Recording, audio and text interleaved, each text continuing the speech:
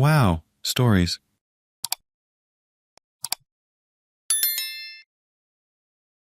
Am I the idiot for telling my family to stop treating me like an idiot after a lifetime of proving them wrong? I'm seriously over this. I've taken care of my mom, who is 60 years old, since I was 7. She's deaf, and I pretty much ran the household, having to interpret and explain doctor's orders, Social Security, job interviews, utility bills, etc. My whole life, I still take care of her as she lives with me. For reference, I'm the only one to have graduated from a university.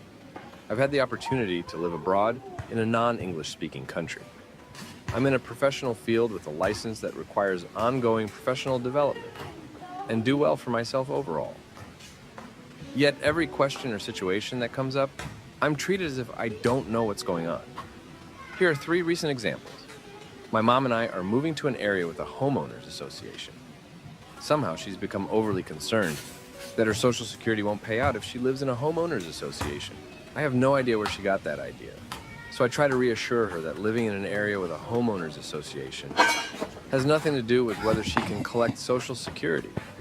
But she's brought it up for the past month. Finally, I told her to call them because I'm done, and she gets told that it's fine. But she never acknowledged that I've been telling her the same thing. I got all of our utilities set up and prepared for said move. Not a big deal. My aunt, who is 47 years old, calls and asks how things are going, and I give details about the move. She gets all condescending about getting the utilities set up, and when I explain that I've already done it, she asks questions about how I did it, and then says she's surprised and that she's proud of me, like it's some incredible feat to set up power, like I haven't done it since I was 7 every time we moved. My grandma, who is 84 years old, is having a colonoscopy done next week. I took her to the doctor's office while I'm visiting up here. We went through the doctor's orders together. I set up a checklist for her and explain every step. Then some nurse calls and flies through the directions, confusing her. My grandma hangs up and insists I got her blood pressure medication time wrong. Supposedly the nurse said 4 a.m. Her colonoscopy is at 6 a.m. I said no, the doctor's orders say 4 hours before, that's 2 a.m., and she couldn't possibly take it at 4 a.m. because she's not allowed even a sip of water after 3 a.m. She actually called them back to confirm. Like with my mom, no apology when she found she was wrong. These are just recent things. But it's a pattern that's followed me my whole life. I'm sick of it. Why am I not good enough? What more can I do? To add, holy cow. Thank you everyone for your replies. Many were very helpful and reassuring. I've answered a few comments and questions down below. I'd like to answer more, but I've unfortunately got to get to bed. I'll try to reply to more tomorrow. Almost forgot. Some frequent questions. I'm the oldest, but being only 10 years younger than my aunt, the aunt-nephew relationship kind of blurs into a sibling relationship. I don't live with all 3, just my mom. My aunt was calling to see how the move was going, and I'm visiting my grandma, which happened to be at the same time that she needed someone to take her to the doctor, so I took her. My grandparents did not raise my mom to be independent, and school failed her. She can't understand what she reads very well and struggles with basic questions like, are you eligible to work in the United States? She's also extremely idealistic, which has led her to not being able to hold down a job for very long. She takes off work for headaches or will tell her boss she needs X day off on the schedule because it's her day off. And she thinks she can just tell her bosses when that day can be. I can't afford to put my mom in assisted living. It's difficult arguing with my mom because her impression of functioning family dynamics is very literally the Brady Bunch. Now for a few comments before the update. Comment 1. Are you the youngest in the family? If so, I would say there may be some of the he is the kid, what does he know mentality, regardless of how old you actually are, because there isn't anyone younger to fill that role. I would be inclined to go gray rock on them and do your best to disentangle yourself from the family. Clearly, they are all capable of figuring out what you have been doing for them. Your mom questions the Social Security thing. She was able to call and find out. Your grandma had questions about her medication. She was able to call and find that out. I would say, tell them once, suggest they can figure it out on their own. Meaning, yes, Mom, I am sure that the presence of an HOA won't impact Social Security, but feel free to research on your own. And that's that. Comment 2. From my little therapist chair. You're a caregiver and have power over persons who socially would have power over you. These second guesses are them maintaining their authority and autonomy in the guise of being active in their medical care. I don't have any advice other than make sure to take care of yourself and maintain boundaries for your own long-term mental health. Now for the update. Hey everyone, thanks for sticking around. So, this past week has been pretty up and down, and I'm not even sure where to start. First off, the move to the new place with the homeowners association happened. It was a nightmare. The movers were late, and when they finally showed up, they were careless with our stuff. I had to keep an eye on them the whole time, making sure nothing got damaged. My mom was stressed out, constantly asking if her social security would be affected, even though she had already confirmed it wouldn't. It was like she forgot the conversation she had with them. I was juggling her anxiety and trying to manage the movers, and it was just too much. Then, there was an issue with the utilities. Despite setting everything up in advance, we had no electricity when we arrived. I called the utility company, and they said there was a problem with the transfer of service.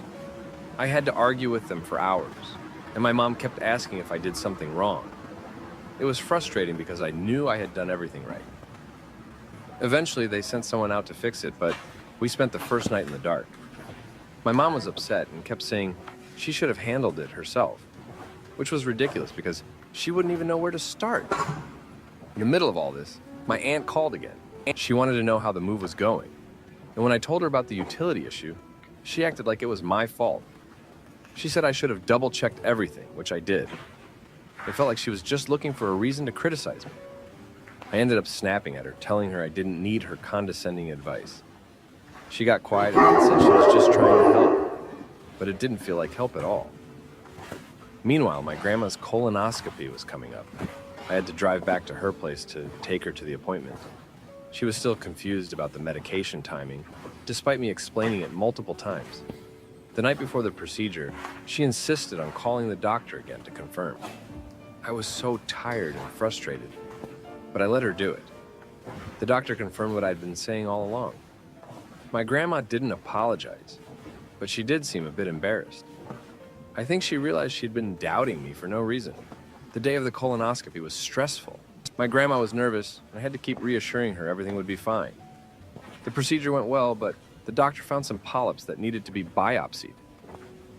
Now we're waiting for the results, and my grandma is worried sick. I'm trying to stay positive for her, but it's hard when I'm dealing with so much already. Back at home, my mom was having a hard time adjusting to the new place.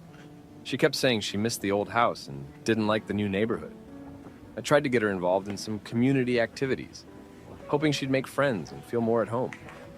She went to a couple of events, but didn't really connect with anyone. She said everyone seemed too busy with their own lives to bother with her. It was disheartening because I thought this move would be a fresh start for both of us. One night, I overheard my mom talking to herself, saying she felt like a burden. It broke my heart because I never wanted her to feel that way. I realized I needed to do something drastic to change our situation. I decided to take a risk and look into getting some professional help from her. I found a local organization that offers support services for deaf individuals, including counseling and job placement assistance. It was expensive, but I figured it was worth a shot. I scheduled an appointment for my mom, and we went together. The counselor was amazing. She communicated with my mom in sign language and really took the time to understand her needs. My mom seemed to open up in a way I hadn't seen before. They discussed her fears about being a burden and her struggles with independence. The counselor suggested a job training program that could help my mom find work that suited her skills and interests. My mom was hesitant at first, but I encouraged her to give it a try. She started the program this week, and so far she seems to be enjoying it. She's learning new skills and meeting people who understand her challenges. It's still early days, but I'm hopeful this will help her gain some independence and confidence. As for me, I've been reflecting on why I always feel like I'm not good enough. I think it goes back to my childhood. Growing up, I was always the one who had to take care of everything. My mom relied on me for so much, and I never really had a chance to just be a kid. I think that's why I get so frustrated when people doubt my abilities. It feels like they're questioning my entire life's worth of experience.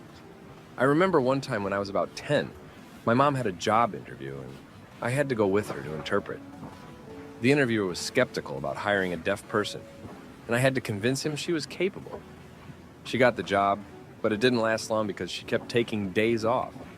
I felt like I had failed her, even though it wasn't my fault. That feeling has stuck with me ever since. This past week has been tough, but I'm trying to stay positive. My mom's new program seems promising, and I'm hoping it will lead to better things for both of us. I'm also trying to set some boundaries with my aunt and grandma, letting them know I need their support, not their criticism. It's a work in progress, but I'm determined to make it work.